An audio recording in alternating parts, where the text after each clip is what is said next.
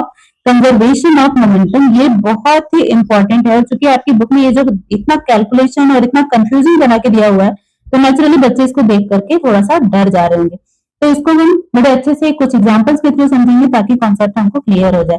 Law of conservation of momentum basically यही करता है कि जैसे ये दो ऑब्जेक्ट है, दोनों पे अगर हम फोर्स अप्लाई करें, तो मान लीजिए इसका फोर्स 3 है और इसका फोर्स 4 है, तो दोनों का कितना हो जाएगा प्लस करके 7।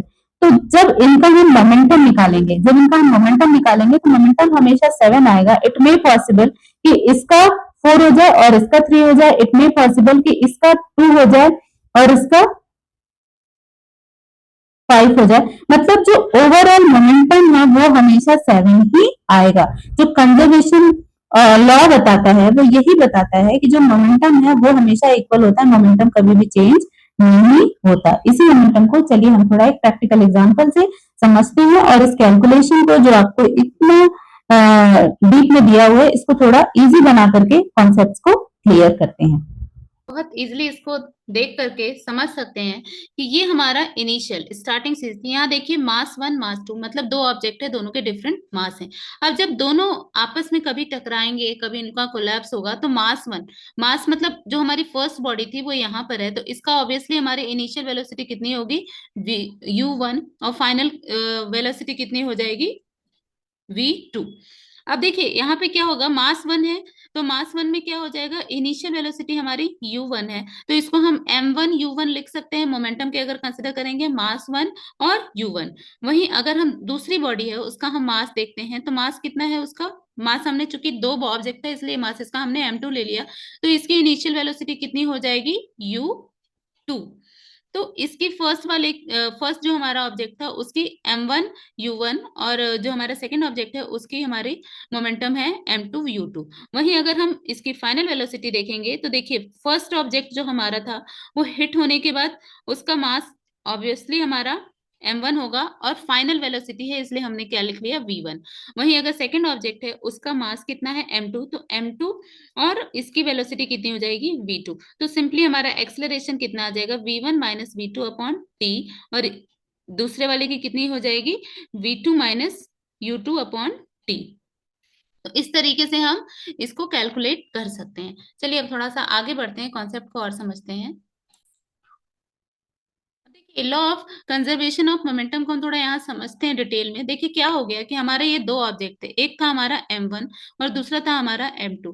तो अभी हमारे न्यूटन्स जी क्या बोलते हैं, ये हमारे फोर्स को भी बताते हैं। फोर्स कैसा होगा, फोर्स एक का पॉजिटिव होगा तो एक का नेगेटिव होगा, मतलब किसी एक का पॉजिटिव और किसी एक का नेगेटिव होगा। ये नेगेटिव डालना हमको बहुत ज्यादा जरूरी है, क्योंकि हमारी बुक ने, जो आप बुक फॉलो करते हैं उसमें f1 को माइनस लिया है, तो f2 हमेशा पॉजिटिव होगा। दोनों में से एक फोर्स पॉजिटिव और एक फोर्स नेगेटिव होगा, किसी एक को भी आप पॉजिटिव और नेगेटिव ले सकते हैं। मैंने यहाँ पे f1 को लिया क्योंकि आपकी बुक में भी f1 को लिखा हुआ है। f2 मतलब f2 कितना हो जाएगा, f का फॉर्मूला हमने क्या देखा था, f is equal to m into a, तो यहाँ f2 कितना हो जाएगा m2 इंटू ma।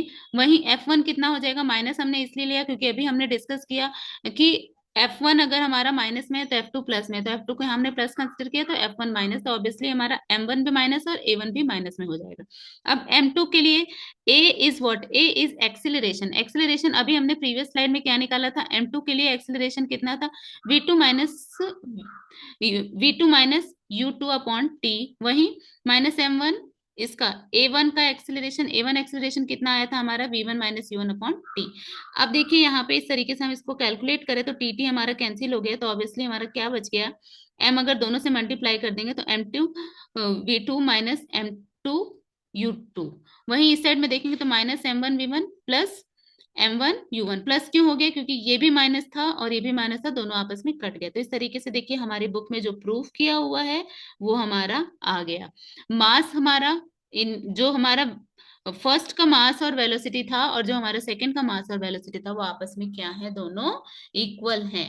मतलब मैंने आपको बताया कि अगर दो ऑब्जेक्ट हैं, दोनों अगर किसी भी पॉइंट पे आपस में टकराते हैं तो दोनों का जो मोमेंटम होगा, टोटल ऑफ मोमेंटम, यहाँ पे बात आपको याद रखनी है, टोटल ऑफ मोमेंटम। देखिए यहाँ पे हमने जो भी कैलकुलेट किया वो टोटल किया, टोटल ऑफ मोमेंटम हमेशा इक्वल ही होगा।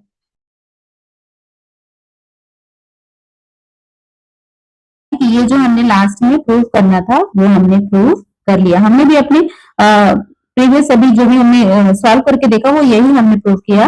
तो मतलब हमारा एक्चुअली मोमेंटम हमेशा इक्वल होता है। देखिए इसमें नीचे क्या लिखा हुआ है, the magnitude of total final momentum equal to magnitude of total initial momentum. जितना भी इनिशियल मोमेंटम था मास 1 मास 2 में और जितना भी फाइनल मोमेंटम था मास 1 मास 2 में, दोनों हमेशा इक्वल आएंगे। Thus if no external forces acting on two object then there total initial momentum is equal to their total final momentum. This statement is true for any number of objects. कितने भी objects हो लेकिन ये statement हमारा true होगा। When no external force act on two interacting objects, then total momentum remains constant. It does not change. ठीक है? This is contrary to Newton's third law of motion. The momentum is unchanged after the collision. समझ में आ रहा है? When two objects collide, the total momentum before collision is equal to total momentum after collision. इस बात को ही ध्यान देना है, यही हमें बताता है law of conservation of momentum. जो इनिशियल में था वही हमारा फाइनल में भी होगा। आई होप अभी तक आपको क्लियर हो गया है चीजें। अब यहाँ एक और देखिए क्या दिया हुआ है, एक और हमको दिया हुआ है, the forward moving bullet causes the gun to move backward after firing. This backward motion of gun is called recoil. ये हम लोग ने थोड़ा पहले भी डिस्कस किया था। जब वो गन ने बुलेट को हिट किया उसके बाद वो नीचे फेल डाउन हो गई, नीचे फेल डाउन हो गई, मतलब ये जो बैकवर्ड मूवमेंट था बॉडी का ऑब्जेक्ट का, उसी को हम क्या बोलते हैं, रिकॉइल। आई होप आपको पूरा कॉन्सेप्ट अभी तक का क्लियर होगा, कोई भी डाउट नहीं होगा। अब इसके बाद हमारे कुछ सॉल्व एग्जाम्पल्स हैं जो हम सॉल्व करेंगे, साथ ही साथ हम एक्सरसाइज को ले लेंगे। ये वीडियो चूंकि बहुत बड़ा हो रहा है, नेक्स्ट वीडियो में एक्सरसाइज और ये 2-3 जो हमारे सॉल्व एग्जाम्पल्स बचे हैं इनको सॉल्व करेंगे, उसके बाद हमारा ये लेसन खत्म हो जाएगा। आई होप आपको कॉन्सेप्ट क्लियर हो रहे होंगे, चीजें बहुत डिटेल में समझ में आ रही होंगी। फिर भी कोई डाउट है तो प्लीज राइट इन कमेंट, हम चीजों को एक बार फिर से कवर अप कर लेंगे। तब तक के लिए टेक केयर।